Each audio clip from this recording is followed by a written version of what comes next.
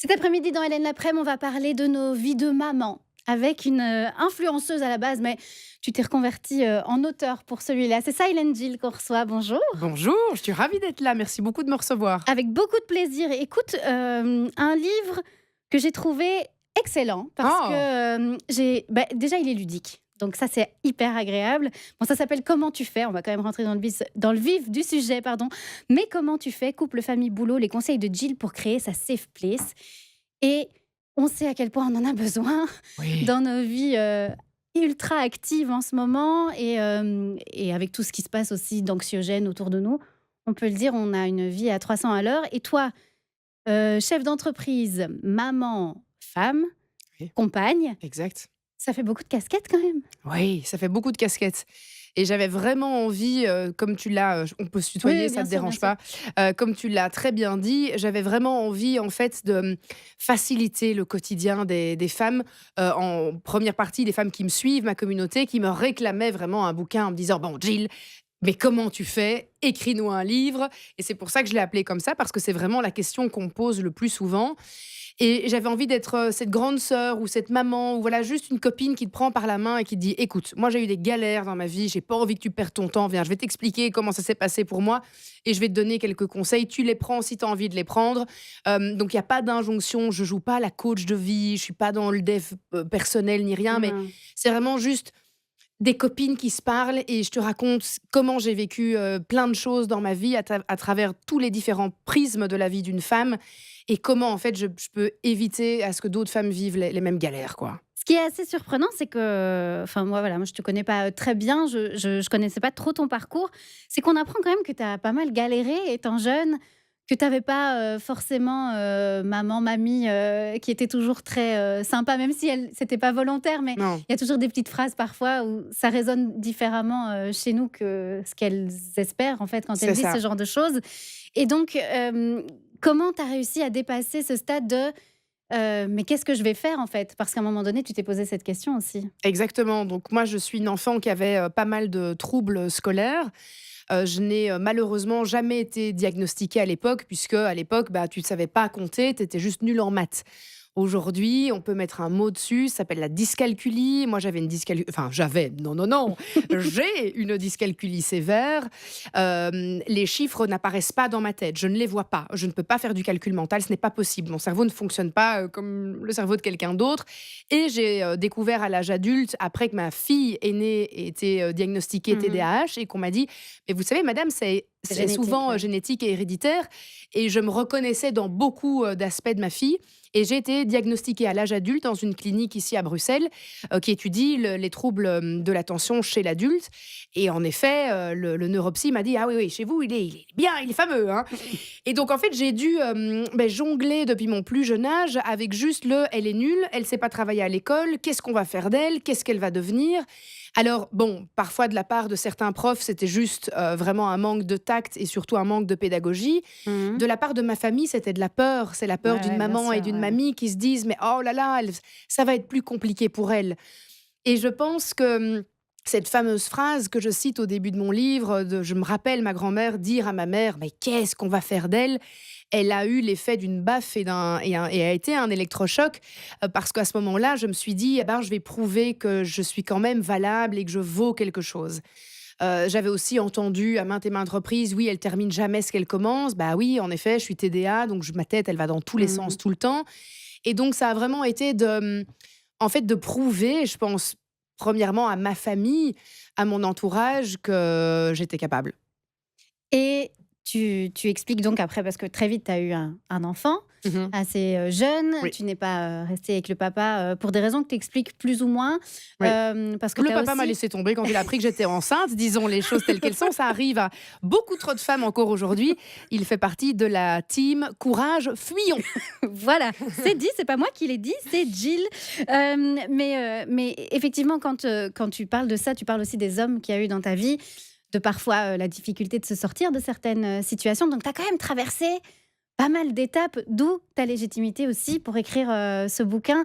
C'est quelque chose où tu t'es posé la question à un moment dans la fabrication en disant: «J'espère qu'on va pas Parce que bon, 37 ans, des femmes qui travaillent et qui ont des enfants, il y a que ça. Mmh. Quelque part, est-ce qu'à un moment donné, tu t'es posé la question en disant: «J'espère qu'on va pas me tacler sur la légitimité»? Non, parce que justement, au travers de mes expériences personnelles, je rebondis sur ce que j'ai eu et surtout comment j'ai réussi à sortir de là. Donc vraiment, tout part à chaque fois d'une expérience personnelle. Et comme je le disais très bien, je ne me positionne en aucun cas comme étant une espèce de coach de vie ou peu importe. Je suis juste une femme qui a vécu 1000 vies, qui a eu plein d'expériences relationnelles. J'ai 4 enfants de 3 pères différents.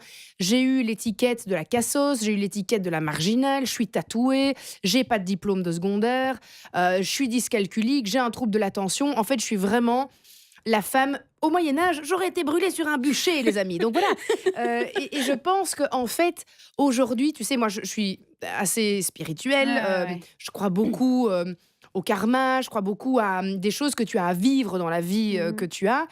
Et sincèrement, je pense qu'aujourd'hui, toutes ces expériences de vie, elles permettent à plein d'autres femmes qui me suivent, pardon, euh, en fait, de juste de transmettre un vécu et de se dire: «Bah, j'espère qu'à travers mes galères, d'autres femmes, Vont auront un s'identifier, ouais. quotidien plus léger, plus facile» et s'il y a des plus jeunes qui me lisent, bah, qu'elles aient déjà, plein de bonnes petites astuces comme d'une grande sœur qui leur dirait: «Ben Mmh. voilà, franchement, si tu as l'opportunité, fais ça ou ça parce que ça va t'éviter des galères, quoi». Ouais, après il y a un chapitre qui m'a particulièrement, intéressée, c'est celui parce qu'on en parle très peu, c'est celui sur le burn-out féminin. Oui. C'est quelque chose dont on parle très, très peu et parce qu'on parle évidemment du burn-out professionnel, voilà, la charge, mentale, tout ça. Mais le burn-out féminin, c'est pas quelque chose dont on parle beaucoup. Alors déjà, comment est-ce que tu t'es aperçue de ça? Et est-ce que le fait de le raconter aussi soulage quelque chose chez toi? Alors, je vais déjà répondre d'abord à Ouais. la seconde question. Le fait de partager, tout ça, ça me soulage pas, mais je me sens utile. Mmh.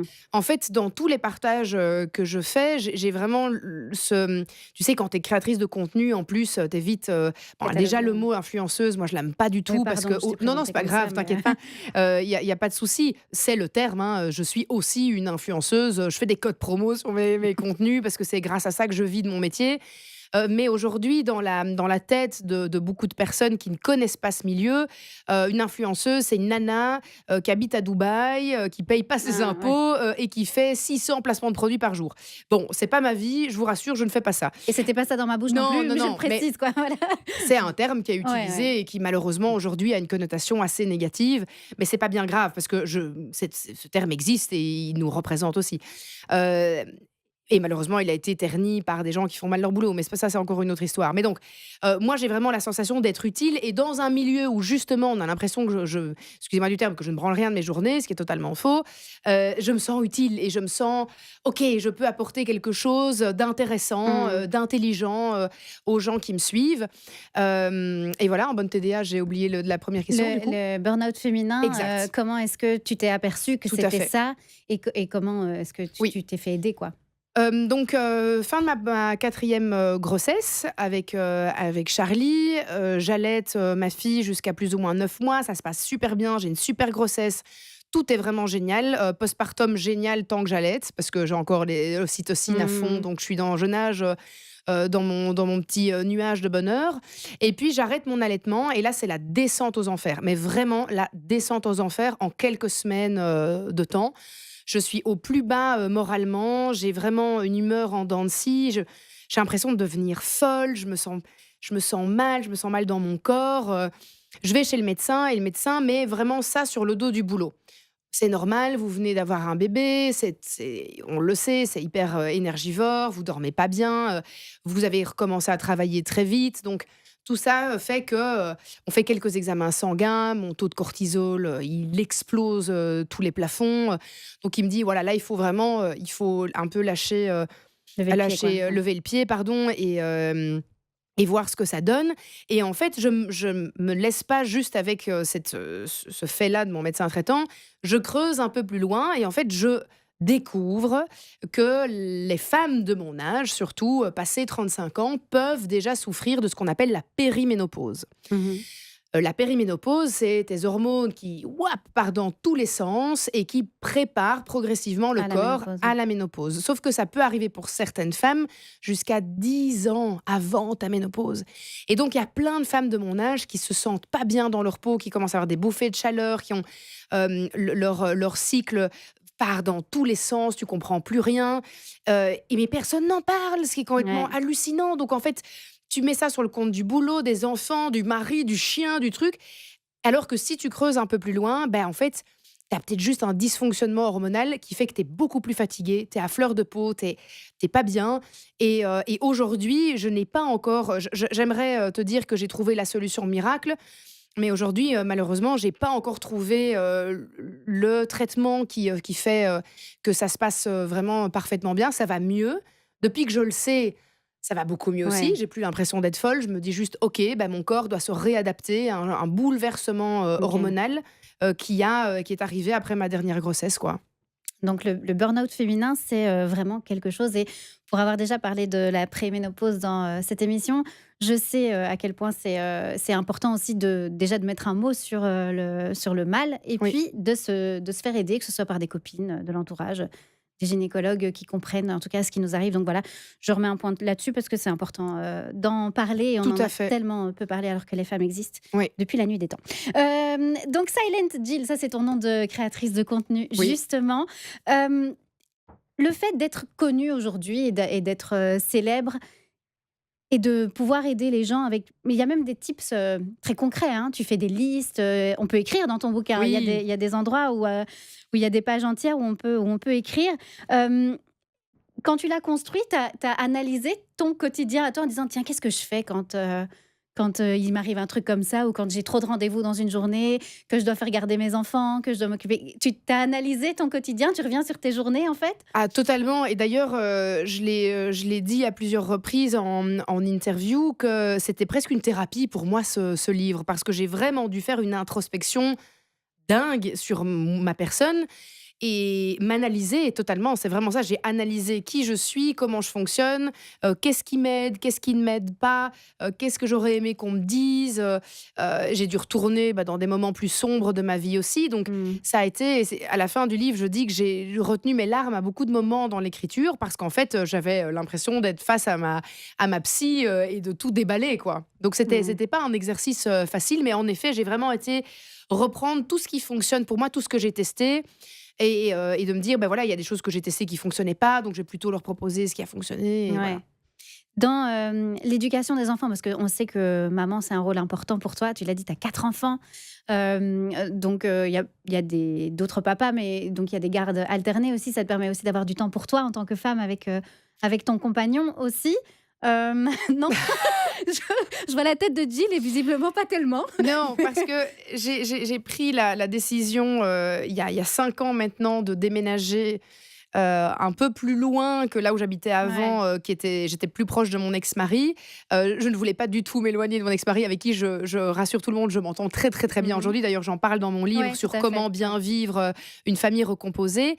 Mais en fait, après le covid, j'avais besoin de plus d'espace, j'avais besoin de nature, j'avais besoin de respirer, hein. Je pense qu'on a tous été, complètement coincés et donc j'ai déménagé à la campagne, et j'ai, Mais c'était un vrai changement de vie. On l'a suivi, sur les réseaux aussi, c'est ouais. ça et donc en fait, aujourd'hui, j'ai mes 3 grands qui sont chez moi toute la semaine, c'est moi qui gère Mmh. l'école.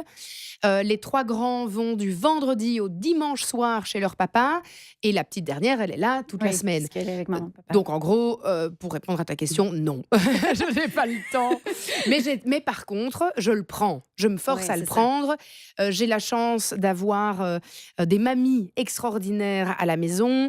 Ma maman et la maman de mon conjoint qui sont 2 mamies qui sont formidables et qui nous aident vraiment beaucoup et qui nous permettent d'avoir des petits week-ends pour nous, de pouvoir de temps en temps prendre un moment off. Donc je peux quand même me le permettre, pas chaque semaine, Ouais. quand même régulièrement et ça, c'est super important aussi. Mais parce que tu salues quand même au début toutes les femmes, peu importe, la femme, les femmes seules, avec enfants, sans enfants, celles qui en veulent, celles qui n'en veulent pas. En fait, il y a des conseils pour tout le monde là-dedans pour, gérer sa vie quand on se sent peut-être un peu perdu et c'est vrai, c'était ma dernière question. On est dans une génération quand même où on a vu nos parents parfois se tuer à la tâche, au travail et y consacrer tout ce temps-là et on a nos enfants qui vont à l'école et à qui on espère le meilleur destin possible. On est un peu entre deux générations où on ne sait pas trop où se placer entre il faut profiter de la vie et en même temps, il faut pas déconner, quoi. Et Oui. comment tu trouves ton équilibre, toi, là-dedans? Ah, C'est hem, difficile, hein? c'est difficile. Moi, j'ai vraiment essayé de me dire: «OK, qu'est-ce qui est important pour moi et qu'est-ce que je peux déléguer?» Aujourd'hui, j'ai vraiment envie qu'on arrête de mettre sur un piédestal la superwoman qui fait tout toute seule. Parce que la grande majorité des femmes, ne savent pas tout faire toutes seules. C'est trop à porter sur nos épaules et gérer la maison et gérer le boulot et gérer les gosses et à côté de ça, avoir une carrière extraordinaire et faire de l'argent et avoir peut-être de la notoriété via les réseaux sociaux et en fait, ouais, wow, wow, wow, juste, laissez-nous un peu respirer aussi, hem et donc genre moi je mets sur un piédestal les femmes qui osent dire qu'elles sont fatiguées, qu'elles en ont ras-le-bol, qu'elles ont besoin d'aide et qu'elles demandent de l'aide autour d'elles. Avant, dans les temps passés, on avait un village et tout le monde Mmh. s'entraidait. Il y avait vraiment cet esprit d'équipe au sein de la famille. Les grands-parents vivaient au sein de la même maison. Les parents pouvaient déléguer les enfants. Les plus grands enfants s'occupaient des plus petits. Aujourd'hui, on est vraiment, surtout chez la femme occidentale, allez, c'est chacun pour soi, quoi. La Ouais. plupart des gens dans la famille, tu entends souvent, moi j'ai plein d'abonnés qui me disent: «Oui, mais moi, mes parents, ils me disent: "Oh, t'as voulu des enfants, tu les assumes, hein"». Où est l'esprit de famille? Où est l'esprit de village? Où est l'entraide? C'est vraiment, ça devient vraiment compliqué aujourd'hui pour les femmes de s'y retrouver, que ce soit dans leur rôle de mère, d'amante, de tout en fait, ou juste de Et puis de femme. femmes, ouais, C'est ça parfois c'est difficile, ouais. et disons les choses clairement, on se met toujours en dernier. Toujours! Il suffit de regarder quand une mère de famille, sert le repas, elle va toujours se servir en dernier. Alors que il faut regarder, par exemple, comment fonctionnent les lionnes au sein de leur meute. C'est elles qui mangent en premier. Parce que si elles ne sont plus assez fortes, elles peuvent plus subvenir aux Ouais. besoins du groupe et être là pour les petits. Et donc, elles mangent d'abord et puis après, elles mangent les petits. Et ça, c'est vraiment quand même super important de dire aux femmes: mettez-vous, s'il vous plaît, en priorité absolue. Parce que si vous allez bien, si vous avez une santé mentale qui est prise en charge, vous êtes bien dans votre tête, vous êtes bien dans votre corps, vous êtes heureuse dans la vie que vous avez décidé d'avoir, vous ne pouvez que bien fonctionner avec les gens qui vous entourent. Une maman qui est crevée, qui n'en peut plus, qui n'est pas heureuse dans sa vie de couple, qui n'est pas heureuse dans son boulot, comment voulez-vous qu'elle puisse encore avoir de l'énergie pour gérer ses enfants et tout le reste? Et puis Donc l'exemple aussi, parce c'est ça, qu'il y a aussi ce truc avec les petits, oui, quand, on s'énerve pour un rien et qu'après on dit: «Mais pourquoi tu me cries dessus?» Bah, en fait, tu passes ta journée à me crier dessus, maman, donc il y a totalement. aussi ce truc-là. Donc c'est vrai que ce que tu dis, résonne, je pense, pas seulement avec moi, mais avec toutes celles qui nous écoutent et c'est vrai, il faut le souligner que c'est quand même aux femmes qu'on demande ça et plus rarement aux hommes. Oui. Voilà, donc c'est aussi un petit peu, féministe et c'est très bien et il Mais faut le j'aimerais faire. bien que les hommes le lisent, J'allais dire, vraiment. c'est un livre que les Heu, hommes doivent lire. c'est ça, si vous êtes en couple, que vous soyez en couple avec une femme ou un homme, s'il vous plaît, mettez-lui, ou mettez le livre discrètement sur sa table de nuit en lui disant: «Chou, tu vas lire ce petit bouquin, Un petit tu vas chapitre apprendre tous les plein de soirs choses». Voilà. et voilà. Exactement. En plus, il est facile à lire. On peut passer d'un Ouais, chapitre, on peut le lire dans en l'ordre un peu qu'on choisissant veut. le Ouais, chapitre qu'on veut exactement. et voilà. Moi, j'ai obligé mon conjoint, à le lire. Je suis au taquet, je dis: «Tu as lu un peu du livre aujourd'hui?» «Oui, oui, oui». Je dis: «Oui, parce que je vais vérifier, je vais poser des questions après». Un petit contrôle surprise le soir. C'est sympa chez Jill, en fait. Bon, ça s'appelle «Mais comment tu fais?» Eh bien, on a toutes les réponses dans le bouquin de Silent Jill. Jill donc pour les intimes, n'est-ce pas? Exact. C'est chez Le Duc, voilà, n'hésitez pas. Merci beaucoup Jill. Merci beaucoup à toi.